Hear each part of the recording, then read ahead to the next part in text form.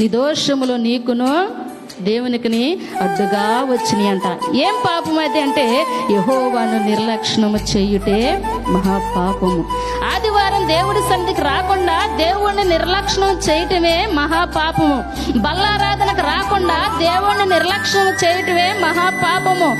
శనివారం ఆరాధన క్షమించండి విజ్ఞాపన ప్రార్థనలకు పాల్గొనకపోవటమే నిర్లక్ష్యము చేయటము, అది మహాపాపము.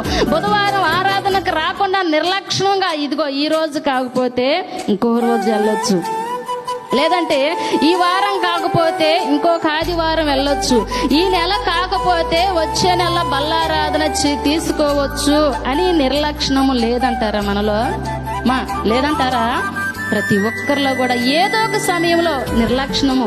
దేవుడు అంటే నిర్లక్ష్యం చేసేస్తున్నాం. ఎందుకంటే దేవుని యొక్క భయము మనలో లేక, ఆయన యొక్క దీవెనను, ఆయన యొక్క ఆశీర్వాదాన్ని మనం పొందలేక వెనకబడిపోవటానికి గల కారణం ఏంటంటే దేవుడిని నిర్లక్ష్యము చేయటే.